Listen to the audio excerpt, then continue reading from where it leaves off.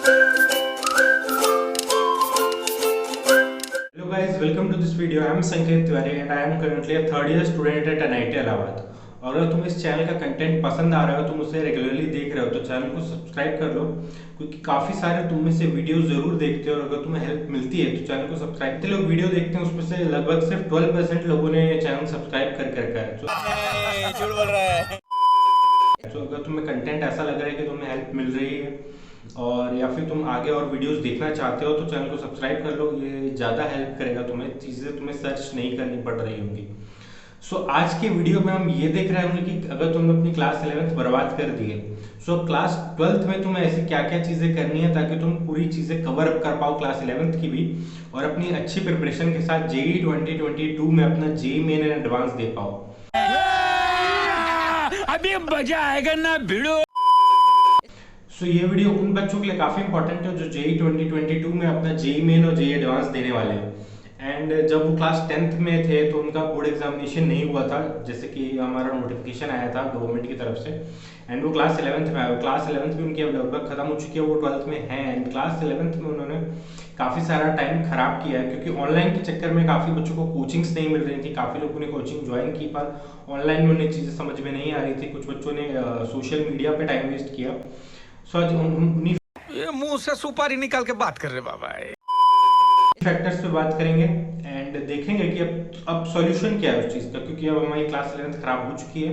जो टाइम था अब हमारा वो जा चुका है, पर अब हमें बचे वाले टाइम में क्या क्या चीज़ें करनी है ताकि हम कोप अप कर पाए अपनी प्रिपरेशन के साथ एंड अच्छी प्रिपरेशन के साथ जेई मेन और जेई एडवांस दे पाए और क्लियर कर पाए और एक अच्छे कॉलेज में जा पाए। अगर तुम्हें पूरी बात समझनी है तो वीडियो पूरा लास्ट तक देखना, नहीं तो तुम्हें काफ़ी सारी बातें समझ में नहीं आएंगी। सारे जो पॉइंट्स जो मैं वीडियो में बताने वाला हूँ मैंने ऑलरेडी लिख के रखे हुए हैं और वो सारे पॉइंट्स मैं डिस्क्रिप्शन सेक्शन में भी डाल दूंगा विथ टाइम स्टैम्प। तो अगर तुम्हें कोई एक चीज़ देखनी है तो तुम सीधा उस टाइम पे जाओ और वो चीज़ देख। अबे जल्दी बोल, कल सुबह पनवेल निकलना है। सो स्टार्ट करते हैं इस वीडियो में कि अगर तुम्हारी क्लास 11th खराब हो चुकी है सो अब उसमें करना क्या। सबसे पहले हम इस वीडियो में देखेंगे कि प्रॉब्लम्स क्या है, किस वजह से तुम्हारी क्लास 11th। सबसे पहली जो प्रॉब्लम होती है कि स्टूडेंट्स जो है वो कोप अप नहीं कर पाते अपनी जेई प्रिपरेशन और स्कूल के क्लासेस के साथ। ठीक है, तो अब जैसे कि ऑनलाइन है तो दोनों ही चीज़ें तुम्हारी ऑनलाइन है। ये प्रॉब्लम ऑफलाइन में भी आती थी बच्चों को एंड ऑनलाइन में भी आती है। जैसे ऑनलाइन में बच्चों ने अपनी क्लासेस अटेंड की स्कूल की, देन उसके बाद हमें जेई की क्लासेस अटेंड करनी होती है। जेई के हमारे प्रैक्टिस, क्योंकि जेई स्कूल का ऐसा है कि वो बोर्ड एग्जाम्स वगैरह उसमें होंगे एंड वो मोर ऑफ थ्योरेटिकल की तरफ होता है। ठीक है, तो उसमें तुम्हें रटना पड़ता है ज़्यादा, समझने का पोर्शन उसमें कम होता है। बट जब तुम जेई की तरफ आते हो तो एप्लीकेशन बेस्ड चीज़ें हो रही होती हैं और तुम्हें वहाँ समझने का पार्ट ज़्यादा होता है एंड उसमें क्वेश्चन सॉल्व करके अप्लाई करना पड़ता है उस एप्लीकेशन को, ताकि तुम्हें चीज़ें कॉन्क्रीट हो जाए ब्रेन में। तो इसमें एक डिफरेंस होता है जिसकी वजह से बच्चा कोप अप नहीं कर पाता अपने स्कूल की प्रिपरेशन में और जेई की प्रिपरेशन में साथ साथ। ठीक है, यहाँ पे एक क्लैश आता है जिसके कारण वो 11th में तो चीज़ों को खराब कर ही देता है। तो ये एक बड़ा फैक्टर है जिसके कारण हमारी 11th क्लास खराब। सेकंड जो हमारा फैक्टर जो कि ऑनलाइन एंड ऑफलाइन दोनों में बच्चों को काफ़ी डिफिकल्टीज देता है, वो है batch size of your coaching. जिस कोचिंग में तुम जाते हो उसमें अगर बहुत सारे बच्चे हैं, ठीक है, तो ये ऑफलाइन में तो काफ़ी प्रॉब्लम देता ही था, क्योंकि अगर इतने सारे बच्चे तो टीचर सबसे इंटरेक्ट नहीं कर पाता है, ना ही सबके डाउट क्लियर हो पाते हैं क्लास में और तुम डाउट पूछ भी नहीं पाते हो। अब ये चीज़ें ज़्यादा ऑनलाइन में आ रही हैं, क्योंकि अब ऑफलाइन में क्या होता है, टीचर तुम्हें देख के पता लगा लेता है कि तुम्हें कोई प्रॉब्लम हो रही है एंड वो तुमसे काउंटर क्वेश्चन करता है, फिर उसके बाद तुम्हें जब नहीं बनता तो वो चीज़ों को फिर से समझा रहा होता है। सो वहाँ पे एक्सप्रेशन तुम्हारे देख सकता है टीचर। पर ऑनलाइन में क्या होता है, तुम्हारे वीडियोस ऑफ होते हैं, तुम्हारा माइक म्यूटेड होता है, तो तुम चीज़ें ना पूछते हो ना टीचर को पता चल पाता है। सो टीचर अपने फ्लो के हिसाब से पढ़ा रहा होता है और बैच साइज बड़ा होने की वजह से वो एक 1-to-1 सबसे इंटरेक्शन नहीं कर पा रहा होता है। सो ये दूसरा कारण है जिसकी वजह से हमारी 11th क्लास की प्रिपरेशन खराब होती है और ये तुम्हें 12th क्लास में ही जाके रियलाइज होता है। जब तुम मेजर टेस्ट वगैरह दे रहे होते हो तब तुम्हें पता चलता है कि जो 11th का पोर्शन है वो तुम्हारा काफ़ी वीक रह गया है। सो ये जो दो प्रॉब्लम्स हैं इसी के ऊपर हम डिस्कस करेंगे, सॉल्यूशन देखेंगे कि अब हमें करना क्या है। ठीक है, हमारी प्रिपरेशन 11th की खराब तो हो चुकी है, पर अब हम क्या करने वाले हैं। अब सबसे पहली बात हमारे सॉल्यूशन में ये है कि हमें अब अपने करंट टॉपिक्स पर फोकस करना है। जैसे कि अब तुम 12th क्लास में हो, 12th क्लास में जो भी टॉपिक तुम्हें कोचिंग में पढ़ाया जा रहा है उसी टॉपिक पे फोकस करो। ठीक है, उस टॉपिक्स की थ्योरीज पढ़ो, कोचिंग में घर आके रिविजन करो एंड उसके ऊपर क्वेश्चन सॉल्व करो। जैसे कि मैंने अपने पिछले वीडियोज में भी बता रखा है, तुम्हें आई बटन पे दिखेंगे वीडियोज कि तुम्हें कैसे अपने नोट्स वगैरह बनाने हैं। शॉर्ट नोट्स बनाते चलो, ठीक है, लास्ट में रिवीजन के काम आएगा। अभी रिवीजन के ऊपर भी हम बात करेंगे। सो सबसे पहले अपने करंट टॉपिक्स पे फोकस करो, नहीं तो अगर तुम करंट टॉपिक पे फोकस नहीं करोगे, पीछे की चीजें भी करते जाओगे, करंट भी करते जाओगे, तो एक काफी बड़ा क्लैश होगा। ठीक है, तो मैं बताऊंगा अभी पीछे की चीजें कैसे करनी है। ठीक है, क्लास 11th की, तो अगर क्लास 12th के टॉपिक्स तुम अभी करो। ठीक है, क्योंकि अगर क्लास 12th के टॉपिक्स भी तुम्हारे छूटते जाएंगे तो बैकलॉग जो है तुम्हारा और बढ़ जाएगा। ऑलरेडी क्लास 11th में तुमने छोड़ रखी चीजें और क्लास 12th की भी चीजें छूटती जाएंगी, इसलिए क्लास 12th की चीजें तो बिल्कुल नहीं छोड़नी है हमें। ये पहला पॉइंट था। दूसरा पॉइंट ये है कि चीजों को समझते के साथ साथ तुम उसके क्वेश्चंस भी लगाते चलो। ठीक है, क्योंकि जब तुम्हारी प्रिपरेशन खत्म हो रही होगी, तुम्हें इतना टाइम नहीं मिलेगा कि तुम एक्स्ट्रा एक एक टॉपिक पे एक्स्ट्रा क्वेश्चन सॉल्व कर पाओ। इसलिए जैसे जैसे तुम कॉन्सेप्ट समझते जा रहे हो, क्लास 12th के चैप्टर फिनिश करते जा रहे हो क्लास 12th के, साथ साथ उसके क्वेश्चंस लगाते जाओ, डीपीपीस लगाते जाओ, शीट्स लगाते जाओ, मॉड्यूल सॉल्व करते जाओ, जो बुक कर रहे हो उसको फोकस सॉल्व करते जाओ, क्वेश्चन सॉल्व करते जाओ उसके, एंड उसके टेस्ट रेगुलरली देते जाओ। इससे तुम्हारे जो भी करंट टॉपिक्स हैं वो काफी स्ट्रांग होते जाएंगे। तो ठीक है, जेई में तुम्हें एक स्पेसिफिक पोर्शन पे तुम्हारी होल्ड अच्छी हो जाएगी और कुछ नंबर ऑफ मार्क्स तुम्हारे फिक्स हो जाएंगे कि इतने इससे क्वेश्चन आएगा तो तुम्हें बन रहा होगा। अब नेक्स्ट चीज जो हमारी कि तुम्हें क्लास 12th का जो है उसे एक शेड्यूल बनाना है, एक टाइम टेबल बनाना है अपनी प्रिपरेशन का, कि कितने कितने दिन में तुम्हारे चैप्टर्स कंप्लीट हो रहे हैं, और वीक में तुम्हें कुछ डेज निकालने हैं जिसमें तुम क्लास 11th की प्रिपरेशन कर रहे होगे। ठीक है, वो डेज काफी इंपॉर्टेंट है, अगर तुम वो नहीं निकालोगे तो बैकलॉग तुम्हारा क्लियर नहीं होता जाएगा। ठीक है, तो एंड में तुम्हें काफी प्रॉब्लम आएगी जब तुम्हारे पास बहुत सारी चीजें होंगी पढ़ने के लिए, रिवाइज करने के लिए, और तुम्हें आधे चैप्टर्स तुमने पढ़े ही नहीं होंगे बैकलॉग के कारण, जो तुमने क्लास 11th में टाइम वेस्ट किया था। तो क्लास 11th के लिए अगर तुम्हें टाइम निकालना है तो क्लास 12th की चीजों को शेड्यूल करो, और शेड्यूल्ड में से, अपने शेड्यूल्ड टाइम में से कुछ टाइम निकालो जो पोर्शन तुम अपना क्लास 11th का प्रिपेयर करने के लिए दे रहे होगे।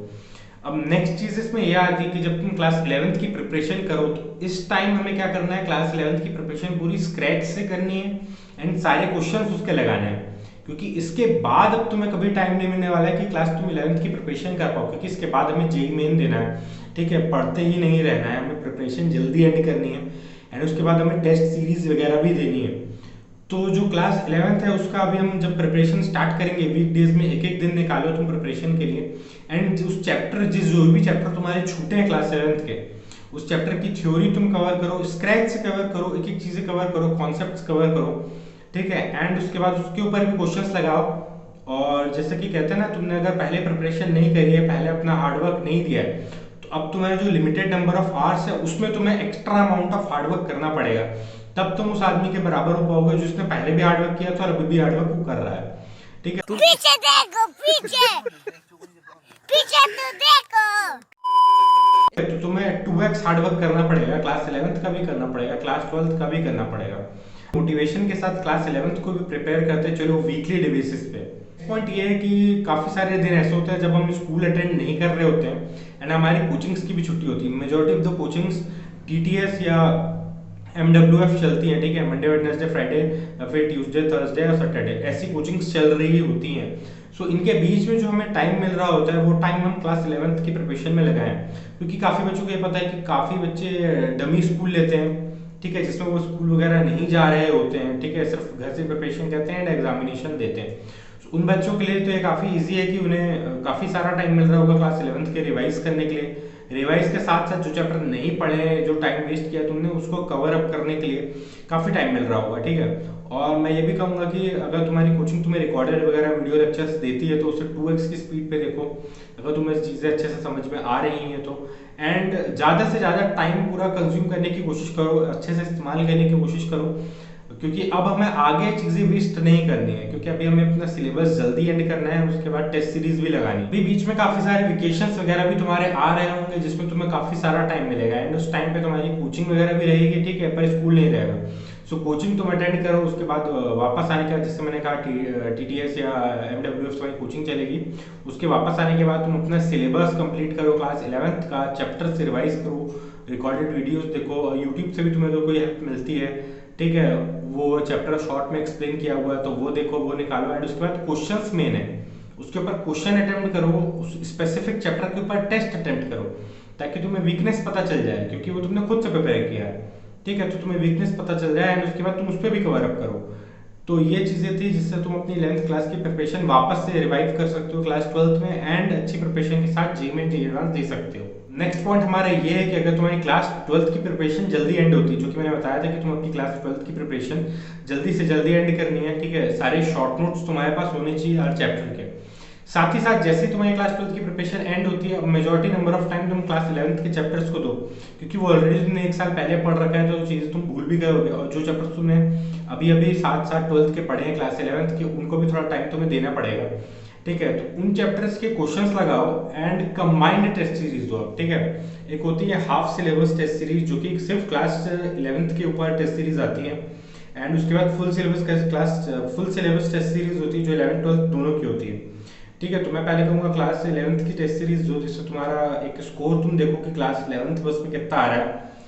एंड उसके बाद क्लास 12th और कंबाइंड टेस्ट सीरीज हो, ठीक है, जिसमें 11th 12th पूरे फुल सिलेबस टेस्ट सीरीज हो। एंड उसके बाद एनालाइज करो कि किस पोर्शन में तुम अच्छा कर रहे हो, वो तुम्हारा स्ट्रॉन्ग होल्ड है, उसके ऊपर हमें रिवीजन वगैरह करते रहना है जब तक हमारे जेईई में नहीं आ जाता है। और जो वीक एरियाज है उसे हमें कवर अप करना है, ताकि तुम्हारे ओवरऑल मार्क्स अच्छे आ रहे हो, ताकि रैंक अच्छी है, कॉलेज अच्छा मिले। तो ये टिप्स थी जो मैंने तुम्हें बताई, जिससे अपनी जेईई मेन एडवांस की रैंक अच्छी कर सकते हो प्रिपरेशन अच्छी करने के साथ। कहना चाहूंगा कि ज़्यादा मत सोचो कि तुम्हारा क्लास 11 बर्बाद हो गया है, ठीक है, क्योंकि अब टाइम लिमिटेड है और लिमिटेड टाइम में तुम्हें बहुत सारा हार्डवर्क करना पड़ेगा, ठीक है। तो जिन बच्चों ने पहले ऑलरेडी 11th में हार्डवर्क कर लिया, उनका 11th स्ट्रॉन्ग है, तो अब वो आराम से क्लास 12 के साथ साथ चल सकते हैं। पर मैं फिर से वही कहूँगा कि अब तुमने 11th में हार्डवर्क नहीं किया, क्लास 11 तुम्हारी बर्बाद हो गई है, तो अब तुम्हें 2x मोटिवेशन के साथ 2x हार्डवर्क करना पड़ेगा, ताकि तुम्हारा रिजल्ट भी बेटर आ पाए। सो क्लास 11th की चीज़ें साथ साथ प्रिपेयर करते चलना है, सिलेबस जल्दी एंड करना है, टेस्ट सीरीज देने हैं, मॉक टेस्ट देने हैं, क्वेश्चंस करने हैं, और इन्हीं सब के साथ साथ तुम्हारी प्रिपरेशन ओवरऑल कवर होती जाएगी, ठीक है। तो thank for watching this video. अगर तुम्हें इस वीडियो से हेल्प मिले तो चैनल को सब्सक्राइब करो, वीडियो को लाइक करो, नीचे कमेंट करके बताओ कि तुम्हें स्पेसिफिक कोई चीज़ पे प्रॉब्लम है, तो हम उस चीज़ के ऊपर वीडियो बनाएंगे, और मैं कमेंट सेक्शन में तुम्हारे डाउट सॉल्व भी कर दूंगा। एंड उसके ऊपर अगर ज़्यादा इंपॉर्टेंट है, मेजॉरिटी ऑफ द बच्चों को डाउट है, तो उसके ऊपर वीडियो भी बना दूंगा। So thank you and all the best. खत्म। Bye bye, tata, goodbye, गया।